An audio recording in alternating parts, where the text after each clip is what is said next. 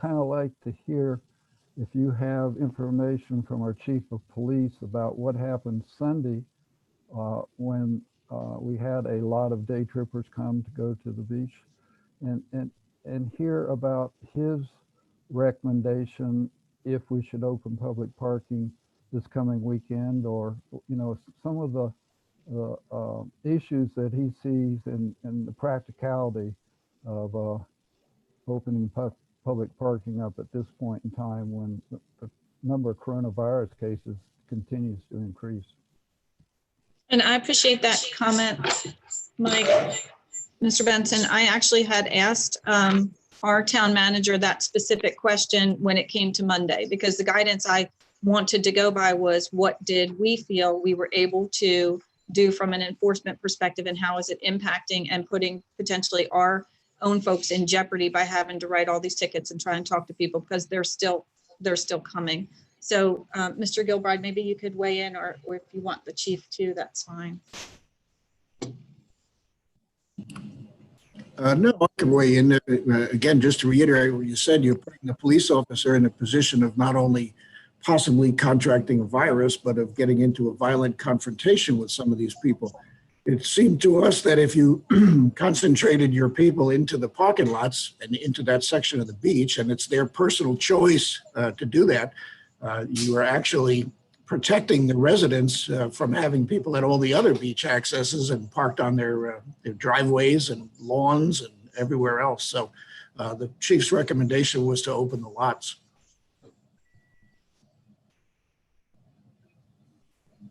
You know,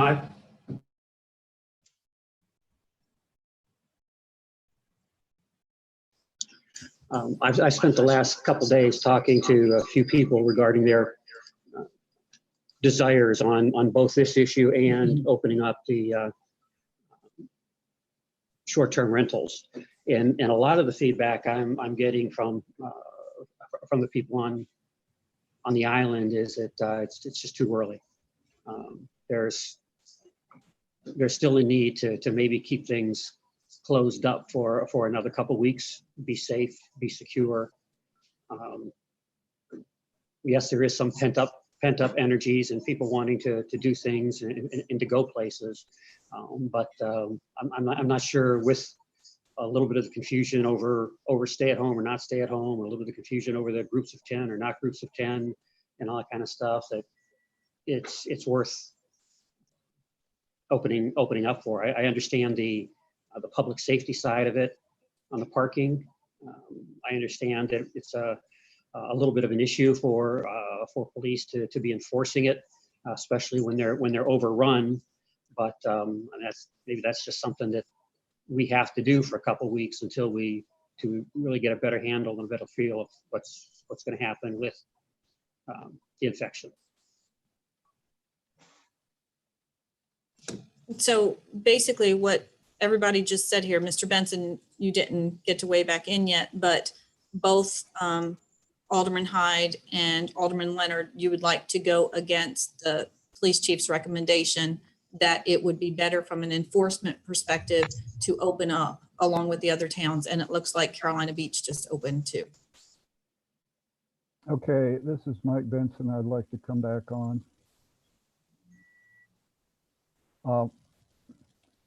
We have another item tomorrow evening on our agenda related to paid parking. And I would suggest that I would make a motion to postpone the decision to reopen public parking until our spatial meeting tomorrow night. Unlike short-term rentals, I mean, we can take the ropes down on the parking lot, at any time. So if we can come to a decision in the sense of the overall issue of parking, paid parking, when we let people come back to public parking lots, if we can have more discussion on that tomorrow evening, then we could make a decision for Saturday if we were to decide one way or the other tomorrow night. That'd be my recommendation. Was that a motion? I'll put it in the form of a motion if you'd like to hear. Basically, I'm asking to postpone a decision on opening public parking until the spatial board meeting Thursday, May 7th. And I can ask for some clarification, but I don't think in a state of emergency meeting that we need motions or votes. I would like everybody's feedback, but I think at the end of the day, it's still a decision that I need to make. Well, in an email to you earlier today, I had suggested exactly what Mayor Pro Tem Benson has recommended, that we discuss this further, that we focus on the short-term rentals for today, and that there's nothing that absolutely requires us to lift the parking restrictions, and that we discuss that further in closed session tomorrow evening. And so I would support Mayor Pro Tem Benson's recommendation.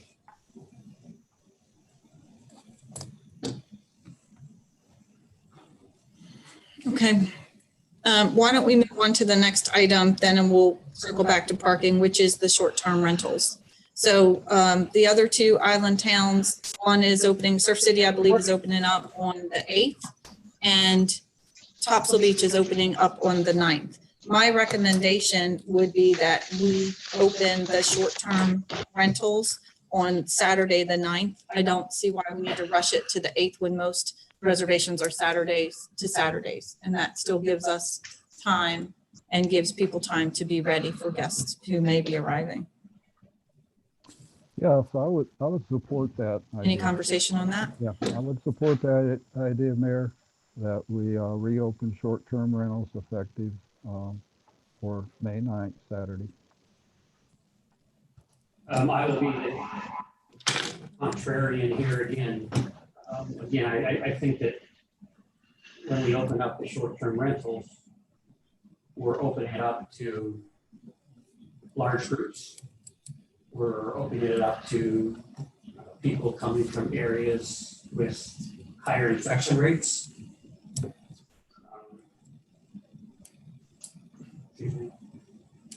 I think we're opening up to people from areas of higher infection rates. We have no way of testing people when they come in. There's no testing requirements while they're here. We can make recommendations on cleaning, but there's nothing we can do to make sure these places are clean. And I'm concerned, and have heard concern from others that this could really start a outbreak on the island, and we would be in much worse shape than we are now.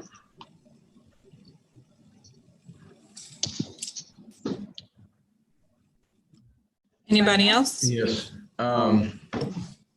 I understand we have property owners, investment property owners who want to get people back in their rental homes.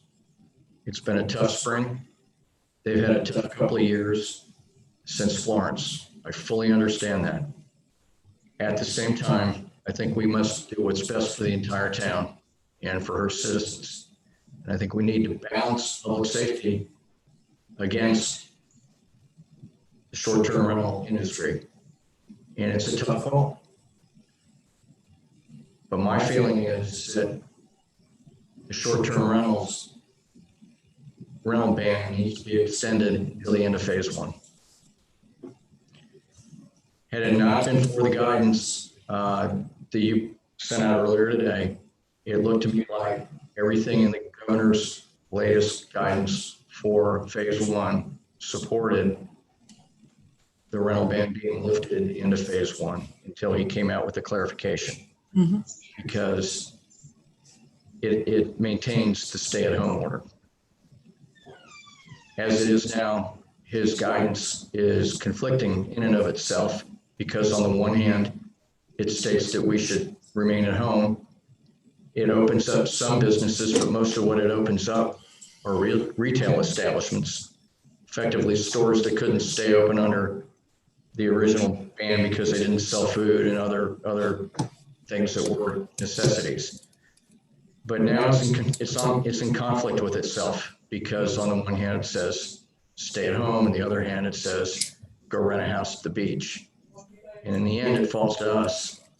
And again, it's a tough call. And I'm not trying to single any group out, I'm not trying to side with any group, but we've gotten lots of emails from property owners that don't live here, but rent, have investment properties, wanting it open. All of them state the same thing. Basically, it's a monetary and economic decision. Then we're getting emails from local residents who are full-timers, and they're saying to please wait.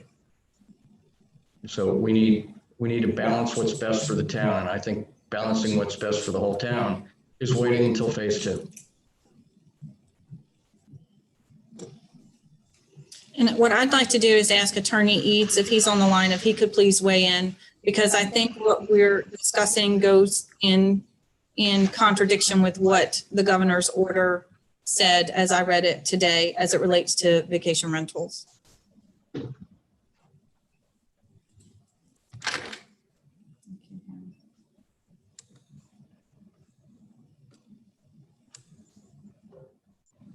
Is he on? It's Brian Eads, Town Attorney. Can you hear me okay? Yes, sir. Okay, sorry. Yes, Brian. Good afternoon, everyone.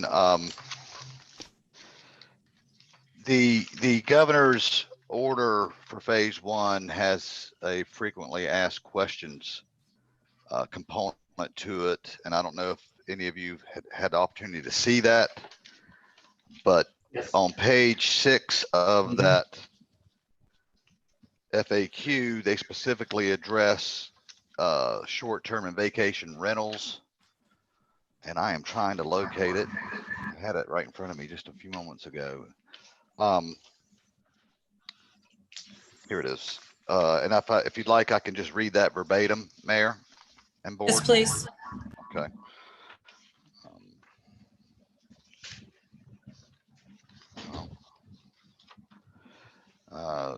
And you know how the format is, the question's in bold and then the governor's office response immediately follows the question. So here's the question. Does this executive order allow for people to stay at hotels or other short-term vacation rentals? And here's the answer. Yes, hotels and short-term vacation rentals are allowed. However, individuals should practice stay at home, recommendations to promote social distancing and reduce transmission, and other COVID-19 mitigation measures at any short-term rental. Rental landlords should follow CDC guidelines on cleaning hotels and rental units, including using an EPA-approved disinfectant for COVID-19 between customers. So the governor's order contemplates, it certainly doesn't prohibit short-term rentals. The towns may be more restrictive if they would like to be. And I know that's not helping, but the governor's order specifically states that it does not prohibit short-term rentals and goes on to tell landlords, or at least recommend to landlords how they should clean in between tenants. Thank you, Brian. I think that's helpful. I'll come back with a follow-up comment. We're talking about public parking and short-term rental ban. The risk of introduction of the virus to North Topsail Beach is many times greater by opening up public parking than it is from short-term rentals. First of all, our short-term rentals are pretty much mostly single-family houses. So there's going to be a minimum number of people out on the beach from short-term rentals. The biggest concern, of course, would be condominiums. They're going to have to take extra precautions, I think, to ensure all of the guidelines and social distancing. The main concern that I have with having short-term rentals is those folks going to local businesses to procure supplies. Because that's where, if there's a transfer of the virus, it's going to occur. So for my perspective, I would say, really it'd be great, it would be fine if people came here in short-term rentals, but really encourage them to bring all of the essentials that they're going to need for their stay here, so they don't really have to leave their rental unit other than go out to the beach and enjoy the sunshine that we're having now. So those two different aspects, I think the risk of introducing the virus is less with short-term rentals than would be public parking. And the other thing is we try to coordinate with our sister towns on the island. Both of those towns have indicated they're, well, let's see, Topsail Beach is ending their short-term rental Saturday, and Surf City would be, I think, on May 15th. So there's some disparity there, but I really feel the risk of short-term rentals from standpoint of introduction to the virus to our citizens is minimal compared to allowing day trippers back in the parking lot. And not that we're going to be interacting as citizens or residents with people at the parking lots, but just the spread within the county would be enhanced by having day trippers here on the weekend. So really giving two different answers for the different scenarios: high risk, low risk in my mind. Thank you. But Mike, I would almost suggest that it might be the opposite. And I don't have actual data to back it up, but would there not be less of a risk of people coming in from known counties if they're day trippers coming in from Onslow or Pender County that has a very low rate of infection right now versus opening up short-term rentals and getting people from areas that have a higher rate of infection?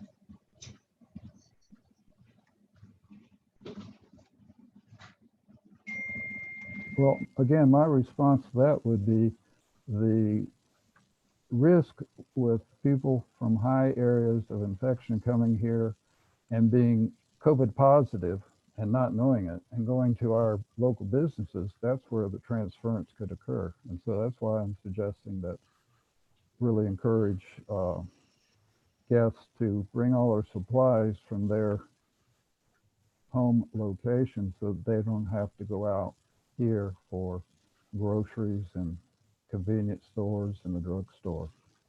Thank you. I'd like to respond to that.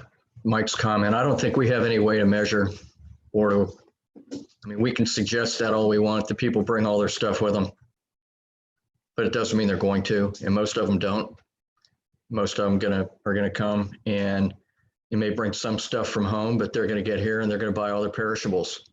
They're gonna buy their meat and everything that goes in the refrigerator, they're gonna buy locally, so they don't have to worry about the headache of bringing it and having it, keeping it cold and keeping it from spoiling. And that's what we always did when we rented a house at the beach. One of the issues, sidebar to this whole thing is what does that do to the local food supply for those of us who live here full time? If you're coming from wherever and you want to load up a house full of groceries for the week, you're going to go to Food Lion on Saturday afternoon or Sunday afternoon after you check in. The shelves are already there bare at most of those stores.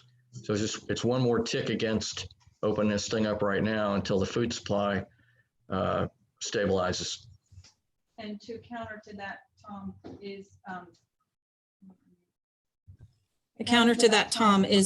from what I understand, if you listen to the Surf City call this morning, they did spend time talking with the grocery stores out in that area because, they have 4 versus just the one that we've got here in Sneedsbury.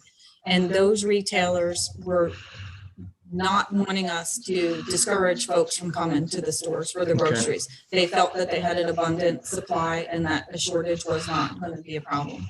Okay, well, yeah, that's over there. We have one here.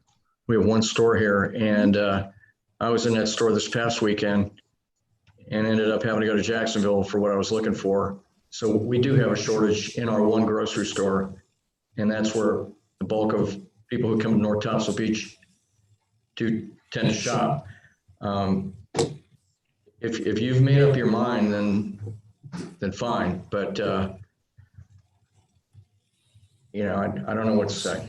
Well, I have made up my mind on the short-term rental ban that we need as a town to let it expire on the 8th to be in conjunction with our other two partners here on Topsail Island, and have vacationers able to check in on the 9th. I, however, would like to talk a little bit more about the parking situation, because what I'm trying to understand is me balancing out what our police force is recommending we do versus us as a board waiting till Thursday night to talk about it. So I'm trying to understand what we think is going to change between this afternoon and our discussion on Thursday evening as it relates to opening up the parking lots. Well, my suggestion was made with the idea that we're going to develop some paid parking options, and we want to involve the county in our discussions on parking in the future. And by having that discussion on Thursday night, we might be able to come up with some options that we haven't discussed yet. So that was my thinking of waiting till tomorrow night to discuss the parking situation. But obviously, we wouldn't be able to come to any kind of consensus on an agreement to with paid parking and the county's participation or not participation in a program like that. But at least we'd have a chance to discuss it in relationship to opening up public parking. The other thing is, I had it's kind of a wild idea. It's kind of a draconian measure. And there's probably, I've already mentioned it to a couple of people, and not a whole lot of support for it. But if we really want to send a message to the day trippers, you know, Sunday they came, there were quite a few parking tickets issued. We could impose a checkpoint at entrances to town on the weekends for a limited number of hours, with the idea of creating a huge traffic jam that would discourage the day trippers from coming to the island on the weekend. And those people that have addresses here and their short-term rental agreement and so forth and so on, of course, would be allowed back. But it would be kind of a nightmare and a real frustration for the day trippers. And it would send a message, I think, to the county, who doesn't pay much attention to our needs on the island, as I think most of us would agree, that you know, we are serious about the parking situation and the ability to discuss this and kind of maybe send a warning shot over the bow to the county would be this opportunity if we chose to do something like that. Thank you. Well, Mike, I think the county has already been clear that they don't want to institute paid parking in their parking lots. I think Mr. Gilbride will acknowledge that that had come back to us in writing. So I think that paid parking conversation is one that we need to have as a town to see if it's going to enable us to gain some additional revenues that could go towards all of the beach projects Mayor, we I'm have sorry. planned. But I don't view that paid parking. Mayor, as a point of Oh, I can't.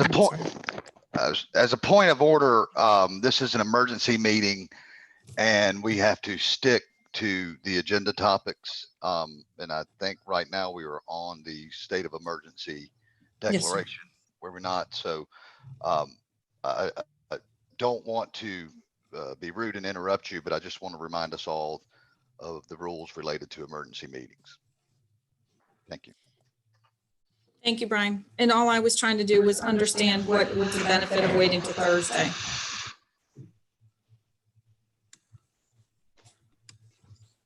I like to see us leave the parking ban in place for now with a lifting. I can't listen to myself at the same time. It's really hard with these headphones on. Initially, my thought is that we lift it at the end of phase 1, subject to further discussion tomorrow in our special meeting.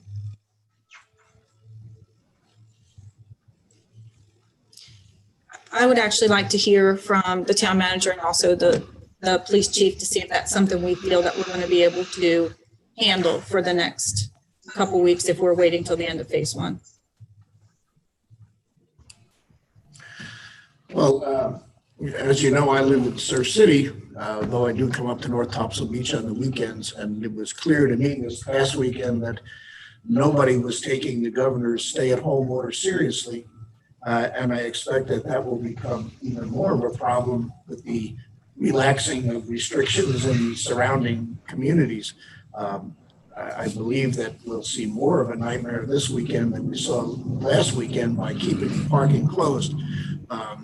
Aside from the enforcement issues, are you just going to have people assuming that everything is open and parking wherever they'd like? I'm not sure that's the best thing for the town at this point, but I would refer to the chief to see what his opinion is. And I was thinking we were going to do some short-term rentals at the same time. If we continue to do this, I'll probably have to hire some overtime on the weekends. It's just that they were overwhelmed with, there's only 2 working on the weekends. They're gonna come anyway, and we can change the signage at the bridge. They're not reading it, but we can change it at the bridge and at the south end. Well, Chief, do you think it would be better for your folks to be just trying to enforce violations or parking? Violations if everybody's doing it together, because I've been talking about the chiefs along the beaches, and everybody's opening up all their parking and everything this weekend. And it's usually easier if everybody does the same thing for our guys. But I'm just looking for added through enforcement. So my question would be, is if we open parking, the first nice weekend we have, the next weekend that we have that was like last weekend, we're going to get stampeded. Mm-hmm. They were coming anyway. They were over everything.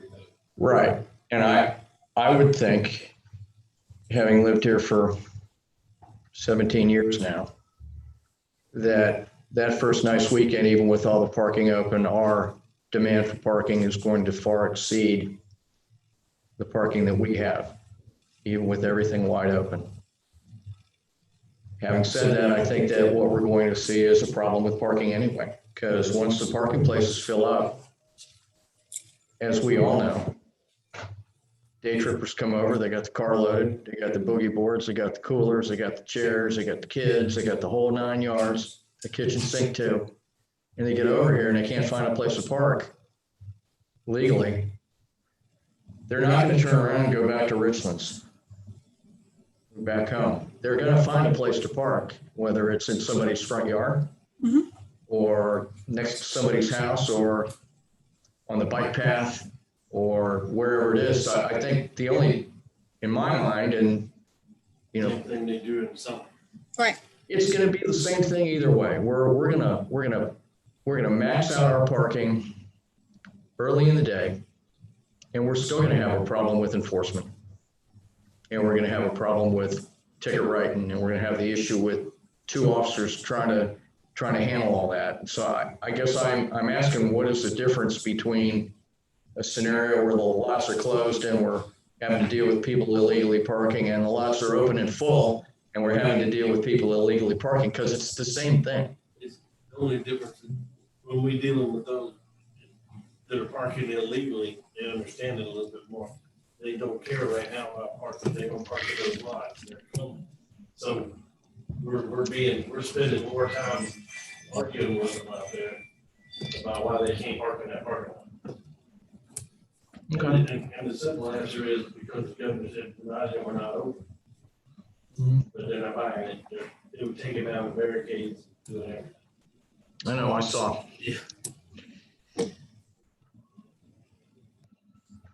Okay, so my recommendation continues to be based on what I've heard from the chief and also from staff, and also what all of the surrounding towns are doing, not just Surf City and Topsail Beach, but also, as I just said, Carolina Beach, which just came across as a news feed. You know, we've got the beaches right north of us doing it, the beaches south of us doing it, is to expire the rental ban on the 8th and allow public parking. I'm sorry, expire the rental ban on the 8th so that folks can come on vacation on the 9th. I want to be clear about that. So it would open up on Saturday the 9th. And then the parking, have that be open on, I would say, on the 8th to give us a little bit of time so everything is not happening at the same time. I understand and appreciate all of the counterpoints that were brought up here today. I unfortunately don't think that there is ever going to be a great specific date to do all of this.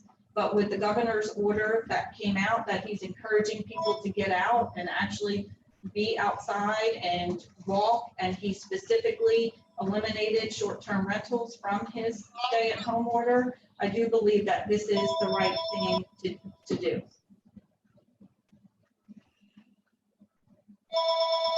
I don't know if you heard all that. Mr. Eads, did you hear that? Because I think I had a muted sign come up.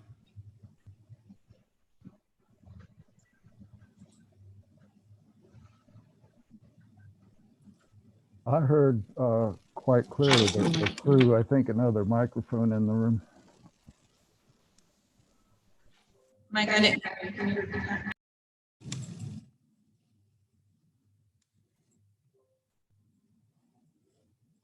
Mayor, I didn't quite hear it as clear as I would have liked to due to a phone ringing or something.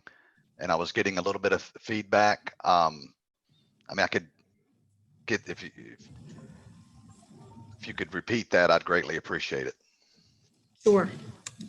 What I had said was I appreciate everybody's feedback. It's a very hard decision that we have to make, but with the governor's orders being modified as we move into phase 1 and him specifically calling out vacation rentals as being allowed, I do believe we need to, and what I'm doing is expiring our rental ban on the 8th, allowing vacation rentals to start on the 9th here in North Topsail Beach.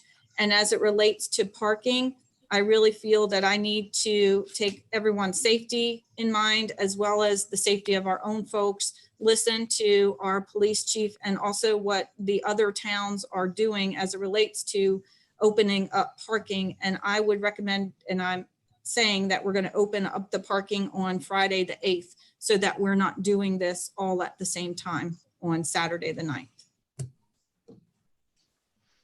Thank you. I heard that clear. Thank you. Okay.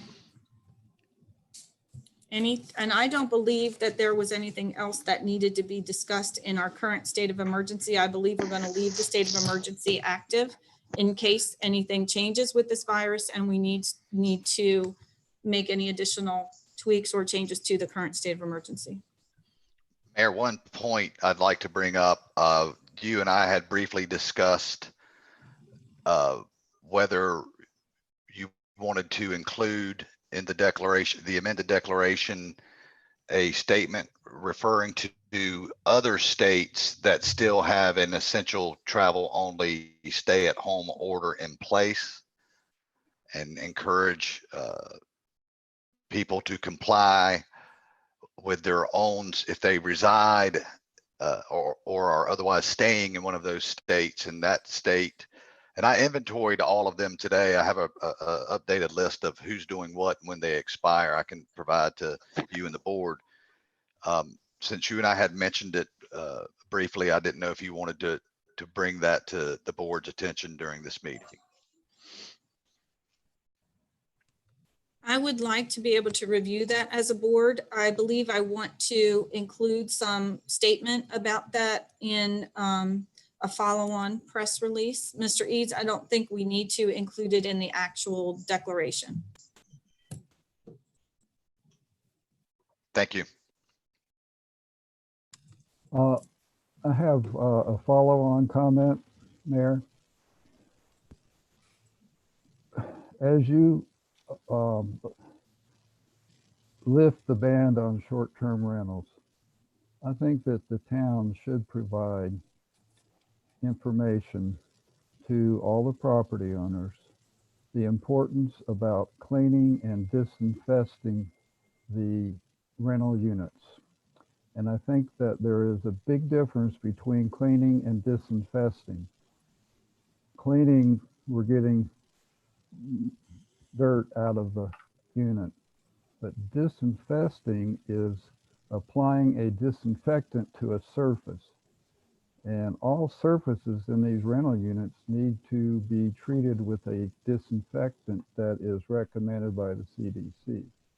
So I would suggest that property owners provide the short-term rental guests a list of the procedures, itemized list of the measures that that unit is going to be subject to in terms of disinfesting the unit for the next guest that's coming along, just for the safety of the general public.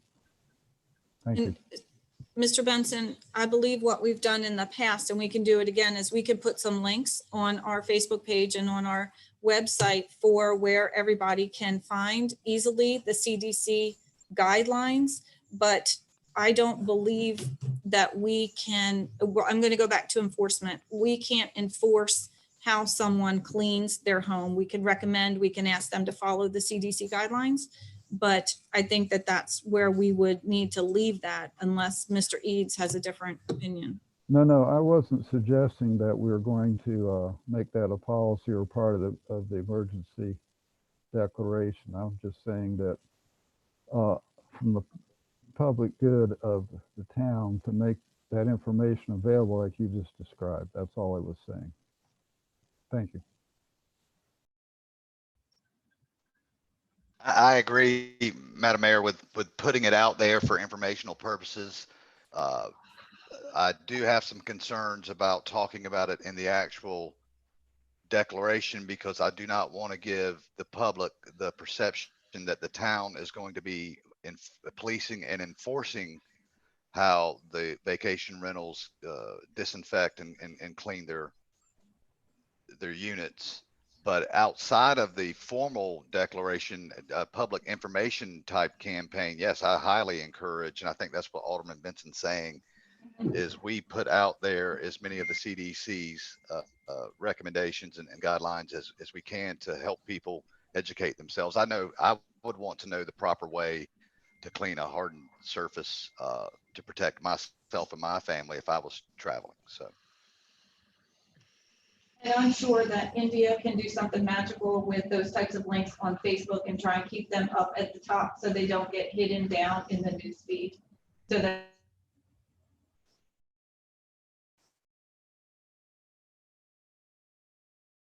we are ready to adjourn, and I would ask for a motion. So moved. Second. All in favor? Aye. Aye. Okay, thank you all. All right.